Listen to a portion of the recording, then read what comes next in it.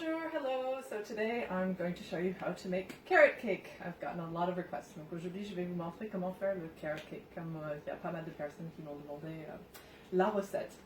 Donc le carrot cake, il y a quand même pas mal d'ingrédients. Donc ça va prendre un petit peu plus de temps. Donc j'ai un petit peu préparé un peu plus les ingrédients. So carrot cake has quite a number of ingredients, and so since that takes a little bit longer, I tried to prepare a little bit more of the ingredients prior so that it won't go too long. Donc, on va déjà avoir donc, notre plat qui est déjà beurré. So our cake pan that I've already buttered. Obviously you can use different shapes. My cake pan is about 8 to 9 inches in diameter. Donc là c'est à peu près on va dire 25 cm de diamètre à peu près. We're going to mix up the dry ingredients first, set them aside, and then we're going to mix up the wet ingredients, and then we're going to mix everything together. Donc on va mélanger déjà les ingrédients secs, après on va mélanger les ingrédients humides, et après on va tout mélanger ensemble. Donc les autres choses que j'ai préparées en amont, donc c'est les carottes râpées, donc des carottes, tout ce qui est le plus normal. Éplucher et râper, moi j'utilise mon robot, mais après vous pouvez le faire à la main. So the carrots peeled and then grated. I use a mixer like the grating setting, but if you don't have one you can do it by hand, just takes a little bit longer. I have my walnuts that I've already chopped, donc j'ai les noix que j'ai déjà hachées un petit peu. So we'll get started.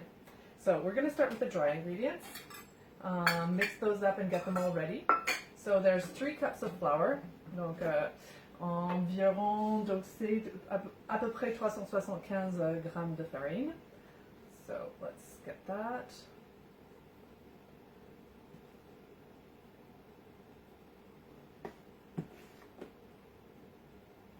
Voilà. Then we have the levure chimique, donc on a le bicarbonate, donc levure chimique c'est baking soda, no, pas baking powder, I'm going to get it wrong, I'm going to say the wrong one. Obviously, usually in France you get it in a little packet like that, donc le levure chimique c'est dans le petit sachet. Moi j'ai un gros pot, mais parce que je trouve ça plus pratique. So in France you get a little packet like that, and I have a bigger one. So you have 2 teaspoons of baking powder. So I'm just going to set this down so I can get it nice and flat. The flour I don't do exactly, but the baking powder and the baking soda I try to do it pretty much exactly. So 2 teaspoons. Donc de cuillère à café de levure chimique. Et après, il y a 1 cuillère à café de bicarbonate de soude. Donc, so it's 1 teaspoon of baking soda.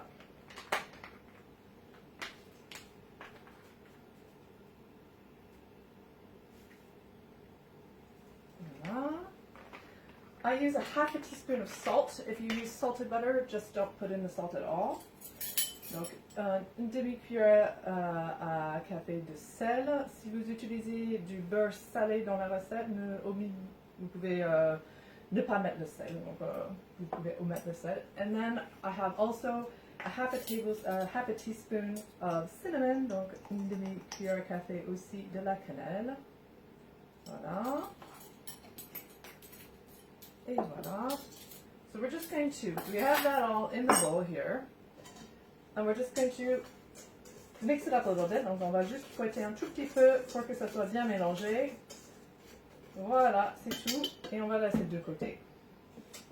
Maintenant, on va préparer pour les ingrédients humides. So we're going to prepare for the wet ingredients. I'm going to go ahead and make my babeur. So it is, in English, I forget what we call it. It is buttermilk in English. So I don't buy buttermilk because I don't use buttermilk other than for a little bit of baking. And so I go ahead and make it up when I need it. Donc je ne l'achète pas parce que je n'utilise pas vraiment autrement que de faire la cuisine. Donc on peut prendre du lait normal et on prend soit du jus de citron ou un peu de vinaigre et on le met dedans. Et pour chaque tasse, donc environ 250 millilitres de lait, il faut en gros une cuillère à soupe de soit citron, soit du vinaigre. So for each cup of milk, you need approximately 1 tablespoon of either lemon juice or vinegar. So I'm going to just use a little bit of lemon. So I'm going to use, so this is a half a cup of milk, so I'm going to put like about 1.5 teaspoons of lemon juice. And I'm just going to let it sit there. It doesn't need to sit for very long, but I'm just going to prepare that up. I'm going to take my 3 eggs.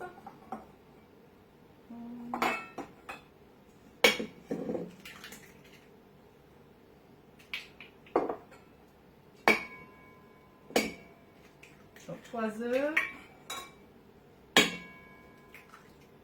Voilà. Mix those up. On va battre les œufs un peu.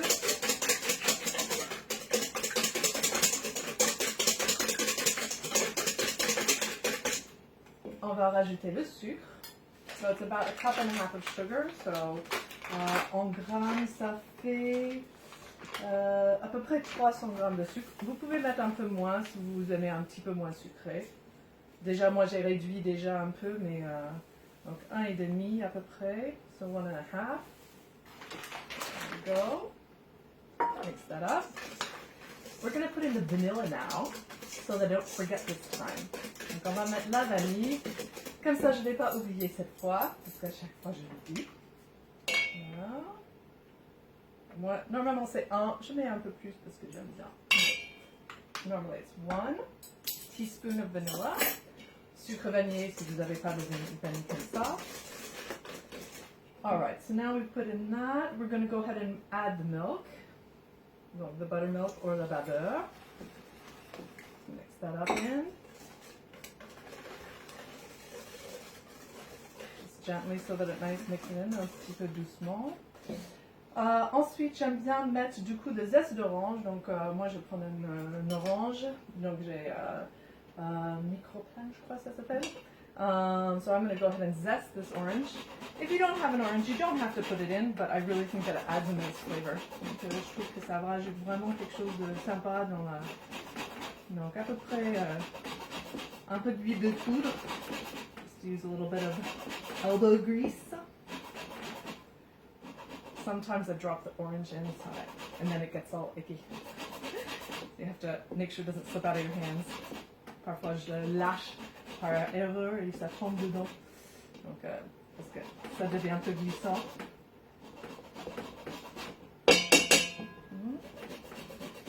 Moi j'aime bien le zeste d'orange, donc je mets un peu beaucoup. Mais après vous faites comme vous voulez. A little bit more. Make sure I get all of it off un peu plus.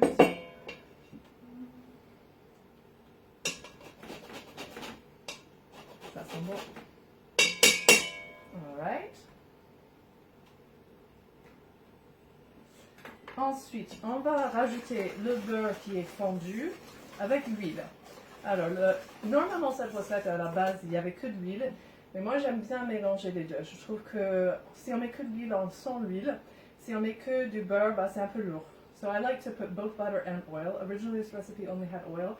I like to do half and half. So it's about half a cup of butter. So it's about 110 grams, donc 110 grammes de beurre fondu. And about half a cup of oil, which is about, I guess, 100 and, no, it's, I guess it says 85 grams of oil. So let's say around 100. What I do is I've melted the butter prior, donc j'ai déjà fondu le beurre. Et avant de le mettre dans mon mélange, là, je mets l'huile avec. Je fais ça parce que si le lait et les œufs sont froids, après on va avoir le beurre qui va coaguler. So if your milk and your eggs are cold and you put in melted butter, it's going to coagulate when you mix it up and you'll get little chunks of butter. So what I do is I mix the butter or the melted butter with the oil before I put it in so it stays nice and smooth. Donc je vais mettre l'huile. Donc about half a cup of oil. I use canola oil, but if you have another oil that you prefer, you can use it. Voilà. Donc là, tout doucement. Et je vais le ajouter sans trop agiter parce que sinon, ça, il y a des éclaboussures de l'huile. Otherwise, it's going to jump up at you and get all over. So gently mix it together. Okay. So now we have our mixture of wet ingredients. Let's just make sure the eggs, sugar, vanilla, the milk, orange, and then our oil and our butter. And so now I'm going to add into that, I'm going to go ahead and fold in or sort of mix in the grated carrot. Donc, il y a à peu près 500 grammes de carottes râpées. So it's about approximately a pound, a little over a pound of carrot that's been grated. Voilà. Alors, parfois, surtout quand on utilise la machine, on va se retrouver avec des gros morceaux. On les enlève parce que sinon on a un gros morceau de carotte dans notre gâteau. So I try to take them out before, but otherwise you kind of see them when you're mixing it up. Sometimes I count the carrots and I make sure I get them all out. Donc là, j'avais à peu près 5 carottes. Je savais qu'il m'en restait un petit peu. Donc I knew I had about 5 carrots. So I knew that there was some that I had missed. All right, so now we have our mixture with the carrot, milk, etc. And we're going to mix in the dry ingredients now.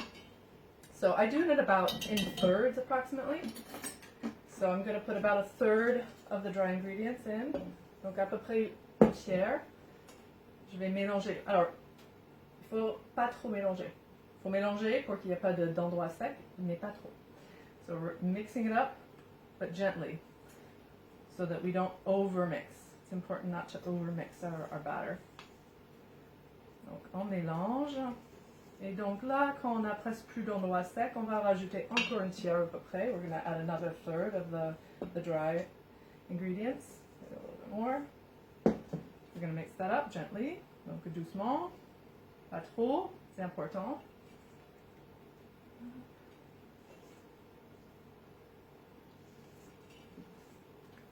Doucement. Et là, quand il y en a presque plus d'endroit sec, à nouveau, on va encore mettre le reste. Voilà. I'm going to put the rest in, mix it up. I just find it easier to do it in thirds so that you don't end up with the dry area that you miss. Donc, je trouve ça plus pratique de faire en 3 parts. Comme ça, il n'y a pas d'endroit sec qu'on a raté. Donc, il faut bien racler sur les côtés, mélanger. Alors, en général, maintenant, je goûte.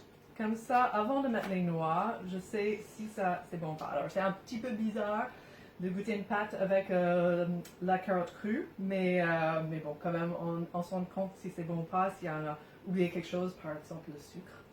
Donc, we're going to go ahead and taste it to make sure we didn't forget anything and make sure it tastes good. It always tastes a little bit weird with the raw carrot in it, but we can still have a sense of whether or not it's good.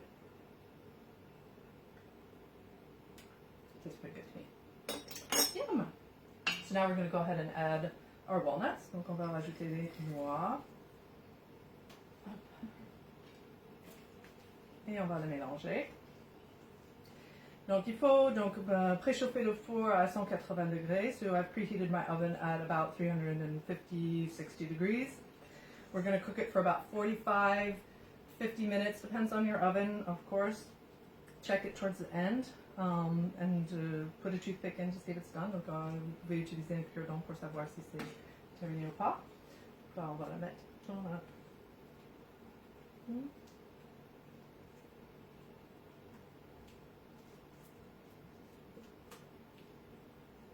Je mets toujours les noix en tout dernier parce que je me suis rendu compte, si je les mets plus tôt, par exemple, si je les mets avec des ingrédients humides ou secs, et après on rajoute la farine, il y a des petits endroits dans les noix, comme il y a plein de creux dans les noix, où la farine sec reste, donc c'est pas super pour mélanger. Donc I always put them last because if you put the walnuts in before, I find that a little bit of flour gets stuck in the little crevices of the walnuts, and then probably it goes out when you bake it, but I just find it best to put them in the last thing.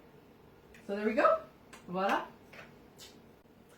So, as you can see, we're back. I don't know if you can tell if you were looking at the clock, but you can see that I actually have the other cake that we were making is in the oven. But yesterday, I actually did a cake with my niece, who lives in the States. Donc, hier, j'ai fait un gâteau à la carotte avec ma nièce aux États-Unis. Donc, on a fait par visio, FaceTime. And so, I actually have a cooked carrot cake that's already cooled that we can use, and I'm going to show you how to make the icing. Donc, comme ça, je peux vous montrer comment faire le glaçage. Alors, le glaçage, normalement, je le fais avec mon robot, mais c'est souvent aussi parce que je fais une plus grosse quantité. Là, il fait chaud aujourd'hui, donc le beurre, tout est bien ramolli. Donc là, on va faire tout de suite à la main, en fait. So usually I use my mixer to make icing. I find it to be easier, but usually I'm making a larger quantity, and since I'm making a smaller quantity this time, I'm just going to go ahead and do it by hand to show you that you can do it by hand as well. But when you do it by hand, you really want your butter and your cream cheese to be very soft, because otherwise it's going to be a bit hard to get the nice mixing. And since it's pretty warm out right now, my butter is nice and soft. So I'm going to go ahead. I did take that out of the fridge a few hours ago, so it'll be nice and soft. And so first thing I'm going to do is I'm going to go ahead and beat up the butter a little bit all by itself. Donc au départ, je vais juste mettre un peu de beurre tout seul, pour que ça soit bien, il n'y a pas de morceaux, il n'y a pas d'endroit un peu dur, so you really want it to be nice and soft. Beat it up a bit, make sure there are no little hard bits that are cold. Donc voilà, that was pretty easy because it's really soft, donc c'est assez facile parce que c'est vraiment... Donc c'était à peu près 60 grammes de beurre. Là, je vais mettre 150 grammes de cream cheese, so about 150 grams of cream cheese and 60 grams of butter. And the cream cheese is nice and soft as well. And we're going to mix the butter and the cream cheese together. So on va mettre ensemble pour qu'il y ait vraiment bien homogène, tout le beurre, tout le cream cheese sont bien ensemble. Donc là, c'est le cas. So it's now the case. And we're going to add the vanilla so that we don't forget the vanilla. Donc on va mettre une demi-cuillère café de vanille. Voilà. Because this doesn't get baked, you don't want to overdo it with the vanilla. So about half a teaspoon of vanilla. If you don't have vanilla, you can use other things. You could use a little bit of cointreau, for example. A little bit of cointreau if you want instead of vanilla. That's also possible. So now we have that all mixed up, and we're going to put in the icing sugar. So donc le sucre glace, c'est environ 250 grammes de sucre glace, mais ça dépend. Ça dépend de plein de facteurs, et il faut vraiment aller à la texture. So it's about 2 cups of icing sugar. I'm not even going to measure it, in fact. I'm just going to put it in, and then see how it is, and it's by texture and taste. So it's about 2 cups, but we'll see. So I'm going to put some in, not too much each time, and we're going to beat it.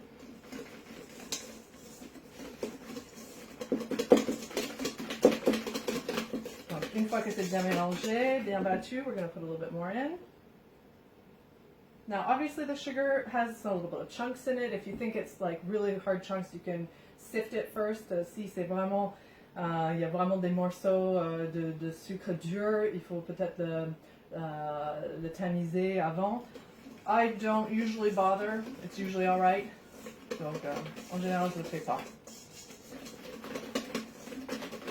Là, hop, c'est encore trop liquide. Il faut mettre encore du sucre. Il y a beaucoup de sucre. Du gras et du sucre. Fat and sugar. That's what icing is, and it's yummy. Voilà, encore trop liquide. Vu que le beurre est très chaud, il va falloir mettre pas mal de sucre. So since the butter's pretty warm, we're going to have to add more sugar. And we just keep adding little by little, petit à petit, jusqu'à ce qu'on obtienne une texture qui va tenir un peu tout seul. Donc, en général, il faut donc faire cuire le gâteau, le faire refroidir au moins 2 heures. Et moi, par exemple, comme je l'ai fait hier, du coup, je l'ai mis au frais. Là, je l'ai sorti un peu avant. You don't necessarily keep it in the fridge, but you do want to keep it in a place that is not too hot. Donc, pas forcément au frigo, mais pas un endroit qui est trop chaud non plus. Surtout c'est plus facile à couper si c'est pas trop chaud. It's usually easier to cut if it's not too warm. And if it's really fresh, then you're going to get... So we're starting, it's not standing up yet, but it's starting to get thicker. Ça commence à être un petit peu plus. Voilà, pas trop encore, donc on va rajouter encore. Hop. Hop. Je mélange. Alors, ça ne tient pas debout encore, donc on va encore en mettre. It's not standing up by itself yet, so we're still going to put a little bit more.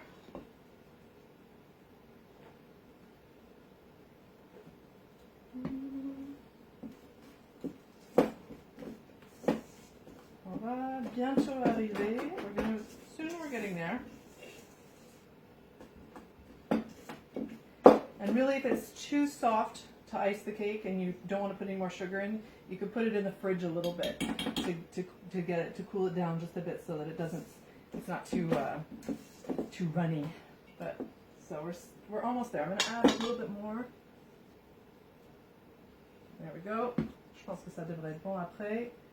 Je mélange un peu doucement pour pas que ça fait un nuage de sucre, so there's not like a cloud of sugar coming up at me. And a little bit more vigorously after. Alright, it's almost standing up. It's not quite standing up. I'm going to stop there. Taste it. Let's see what it tastes like. We're going to use the spatula. Mix it up a little bit more.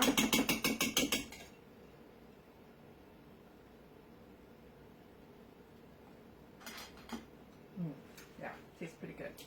So, I don't want to add any more sugar, but because it's the butter and the cream cheese were pretty soft, then it is a pretty soft one. So I'm going to just put a thin layer so it doesn't run all over. But again, if you want, you can wait and put it in the fridge a little bit. So this is a bit soft, but so usually I go dollop. Donc, comme ça, hop. Voilà. Comme ça. Je laisse un peu dans le bol au cas où il faut que j'en rajoute un peu et après.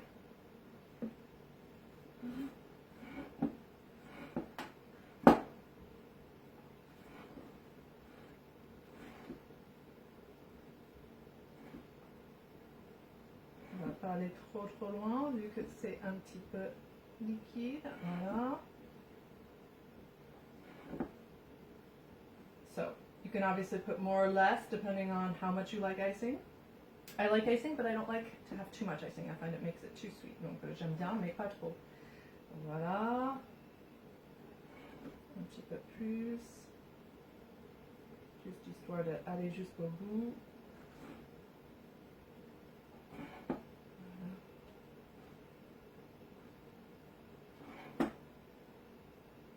Après, hop.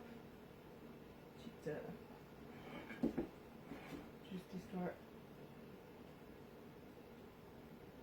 Et voilà. Carrot cake. I hope that you enjoy.